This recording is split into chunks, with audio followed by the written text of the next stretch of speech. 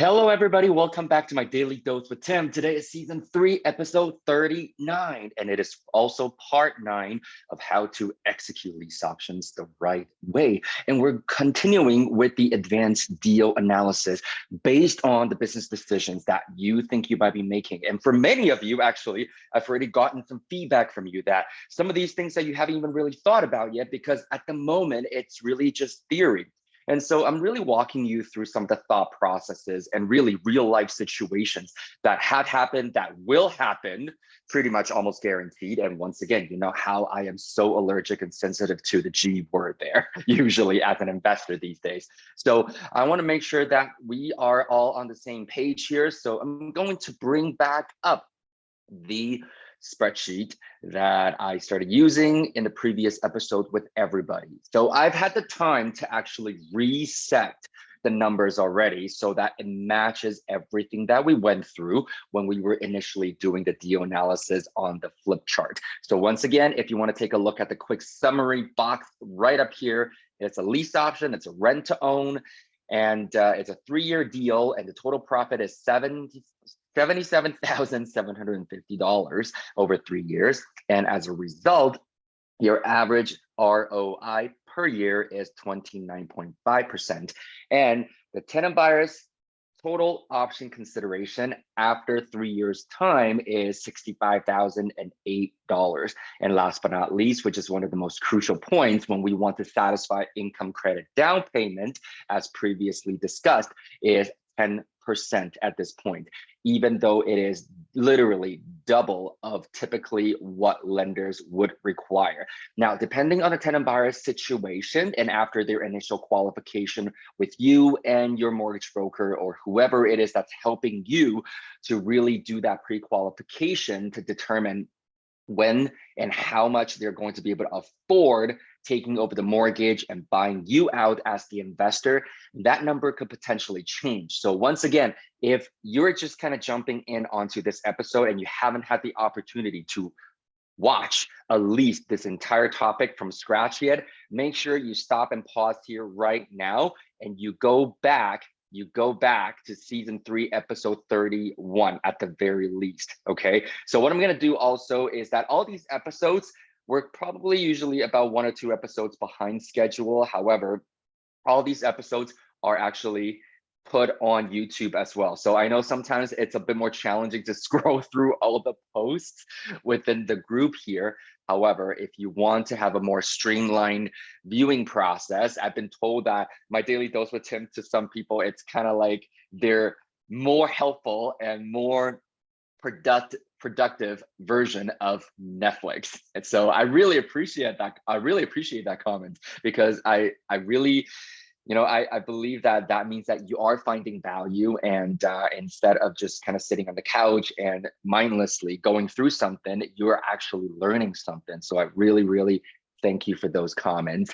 And so on that note, as you can see, everything has been reset now. So today I want to go into a different scenario, actually maybe a couple, just because they tend to go a little hand in hand, in my opinion. If you remember the S&P process, okay, strategy, market, and property. In this particular case, market conditions, because remember, yesterday or the previous episodes, what we discussed was really more of a business decision based on the strategy itself. It has really nothing to do with what's happening out there in the real life, more or less. So what's happening is I'm getting quite a few messages from some of you. I'm not going to name who you are. You know who you are, from Vancouver, from Toronto, from Houston, and from Miami, asking questions like, well, hang on a second, you're only using 3.5% as your average appreciation. However, in my market, I mean, I can do more, no? Because that is literally what has happened over the last 10, 20 years. And so first thing first, I want to stress on the fact that I love that you did mention 10 to 20 years average, because I've had investors, or what I call not really investors, what they've done is, especially let's say during when times are really good, as in, for example, in some of the major metropolitan markets between 2014 and 2017, the markets were just going up, up, up, up, up like crazy. And during COVID lockdowns, towards the end of 2020 and throughout 2021, a little bit of 2022, some of the markets continue to have those trends where it was just basically going straight up. And once again, if you're not educated, you can definitely make some money in those markets. However, it's not sustainable. It's not what we look for as professional investors. There are things that, there are qualities that we always strive for so that you are sustainable in the long term, and that is momentum as well as longevity. It doesn't matter if you can make some money when the market's just going through its natural lift, because right now I can tell you, this is what, June 2023. There were people that were even calling themselves coaches and trainers in the last 3 years. As I mentioned, they were not exactly coaches and trainers, because this is what I fought really hard to stand against, which is they really want to go out there and get OPM, gain access to other people's money. They put up a little sign that called themselves coaches and mentors, and then they end up feeding their students deals that went sideways when the markets turned on them. And these people are no longer around. Sadly, it's not the first time I've seen this, and that's okay. Everybody gets to make their choices. I just want you to know that that's what I personally stand against, and I'm hoping that you're understanding the message here as well. And so coming back here though, again, 10 to 20 year average is really what we look for. So in some of the bigger cities, definitely you're always going to see a bit of more of a natural market lift. Once again, I'm so blessed and grateful to be living in a market that goes sideways, simply because of the fact that it really encouraged me and in a way forced me to really expand on my markets, and so that I can build the most well-rounded, the safest, most secure portfolio possible, because I did go through a very major dip that pretty much took everything that I built for 6 years leading up to it. And yet, within less than half the amount of that time, I built it back and almost tripled it. And so that's just when I really realized the really true value of financial education, not just real estate, because it's not just real estate, any asset class, you're still subject to the global movements of how money works, of government decisions, of, for example, things like COVID. Nobody knows, nobody saw it coming. I mean, some of you might argue, some people saw it coming. Doesn't matter. The general public did not. That's the whole point. And so coming back here though, I want to go into the part where it shows up on the spreadsheet, okay? Where it shows up on the spreadsheet. So I want to say that we always start with the end goal in mind. And what's the end goal again? Is to make sure that your tenant buyers are successful at the end of the lease option program, so that they become your best walking advertising, their best walking billboards. A lot of our tenant buyers over the years have been because of our existing tenant buyers letting people know that, hey, these guys run an amazing program. I know you've had challenges as I did. They are a pleasure to work with, and they're ethical, and they deliver as promised. And so that makes it a lot easier. So once again, if we were to say that that is the end goal, no matter what, that means we're going to fix, in this particular case, how it shows up as a thought process, their sale and transfer price at $650,000, because that's what they're qualified for in 3 years' time. And so if you're in a market where it's not 3.5%, okay, if you can look at this cell right here, 3.5 per annum, what I'm going to do now is, you know what, let's bring it up. Let's bring it up to an average of 6%. So if you remember how we go from that number to the current maximum purchase price, or the current maximum market value, is by taking out our little calculators, we punch in 650,000, okay, divided by 1.06 in this case, and you do it 3 times, okay? So divided by 1.06 divided by 1.06. So what you'll get now is a number that says $545,752. Okay, so 545,752. What I'm gonna do is I'm gonna round that down in this case, once again, because this signifies the maximum current purchase price. Okay, so I'm going to round it down to 545,000. So where do we go from here now? I'm going to say accepted offer 545,000. And so what that also means is, again, your comp and your CMA should be either that number or greater than. Okay, so I'm going to type in 545 here. Okay, and so if it's 545, as you can see now, the mortgage amount automatically changed and your initial down payment on your part automatically changed as well. So once again, for us Canadians, let's open up our Canadian mortgage app. Remember, if you're from other countries, other territories where the calculations is better than ours, just simply use a mortgage calculator or an amortization table. Okay, and so what I'm going to do now is the home purchase price, instead of 586, it's now 545,000. Okay, everything else held constant. Make sure you update the numbers, because sometimes the calculator does not fix certain things for you. So I just want to make sure you review that whole screen properly. So home price 545,000, down payment 20%. So you want to make sure that the 109,000 matches the 109,000 on this sheet as well. We're gonna fix everything else the same. However, let's do it this way, because we're gonna say this property is in Ontario, probably not in Toronto, because at this price range, you're probably buying a 1-bedroom condo in most places right now. And so we're gonna say this is outskirt of Toronto. If you are using the same mortgage calculator, you're able to go back to the main page and scroll down, and one of the last boxes will say land transfer. So it's going to automatically calculate that number for you. Make sure you fix it at Ontario home price. Once again, it should be pre-populated for you based on the purchase calculator. And Toronto, don't turn it on. First time home buyer, don't turn it on, because you ain't. This is for us as investors right now, okay? And non-resident speculation tax, usually, again, I am not. So if you are, that's a different consideration. I'm going to say those 3 buttons are basically in the off position.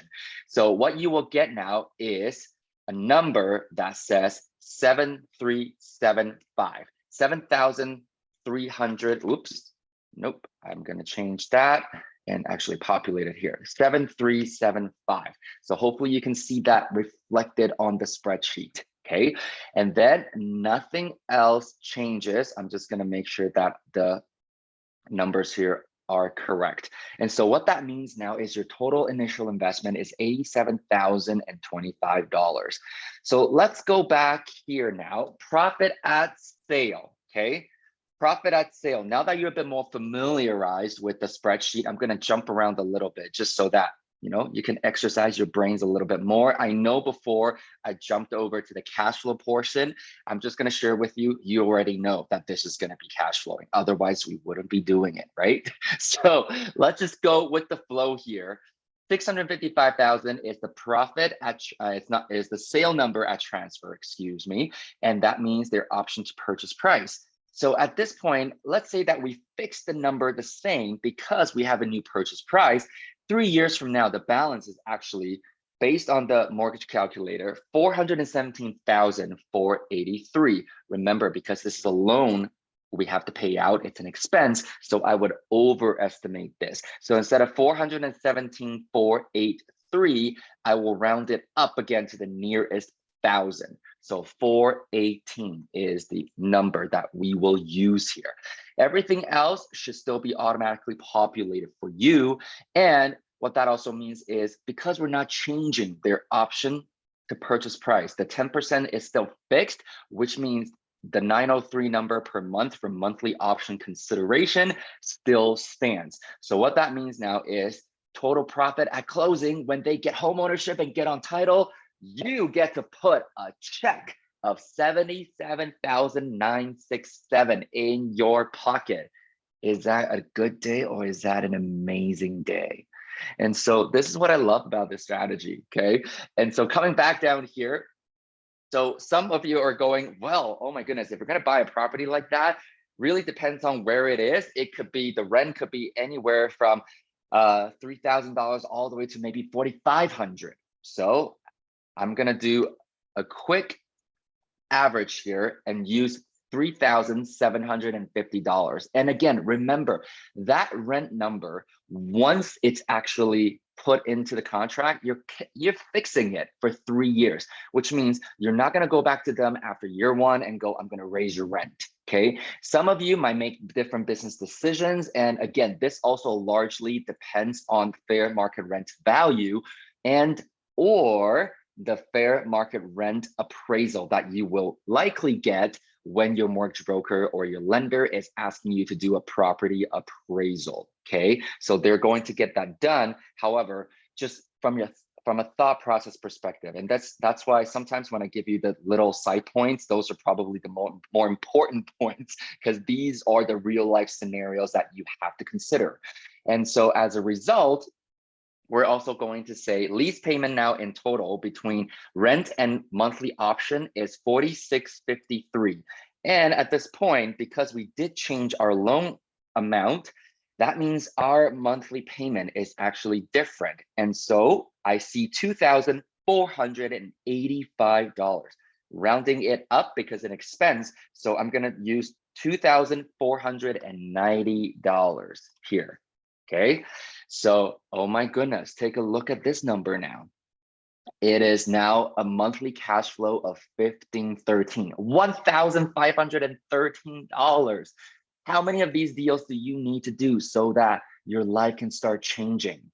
For many, many people, that's just one. So I'm hoping that you can start to see the power of the strategy, okay? And the whole SMP process, because some people will go, hang on a second, then why do I want to do this strategy in Alberta? Again, that's completely up to you based on your risk tolerance, based on your business decisions. I like the fact that my cash outlay is a lot less because I don't have to pay land transfer tax. However, again, at this point in my career, this is also why in the beginning, I also did lease options in the Ontario market too, until the Residential Tenancies Act got a little too crazy for my liking, but that's just my opinion, okay? You can look at these numbers and now go all the way back up and go, whew, look at that. 3-year deal. By just changing the market, changing a couple of numbers, the total profit nearly doubled, okay? And your return on investment is now 50.73% on average on an annual basis. And your tenant buyer is still successfully purchasing the property. So I want you to really think about that, okay? So now I understand every time we go over numbers, it takes a little bit longer. So I'm going to quickly do one more thing here, because some of you might go, hang on a second. Okay, this is a little too rosy. I'm just going to be very conservative and say, maybe this property is really in a quite rural area and the fair market rent isn't there. So because of the size of the property, I'm still going to just keep it at 3,300. That's fine. You make your own decision with the help of your mentor when you get yourself a mentor, and you're going to see cash flow on a monthly basis is still over 1,000. And this is one of the main reasons why we always say when we're doing a strategy session with our students, we always say that an average lease option either makes $20,000 a year, or it has a cash flow of anywhere between $600 to $1,500 a month. Okay, $600 to $1,500, depending on the market. However, that range really doesn't change all that much. Why? Just because of the numbers and the figures that are taken into consideration. And so in this particular case, that's the only thing that we're changing. It doesn't affect anything else in the equation here. So then we scroll all the way up. Okay, you're still making over 116,000 in an annual average return on investment of 44.52%.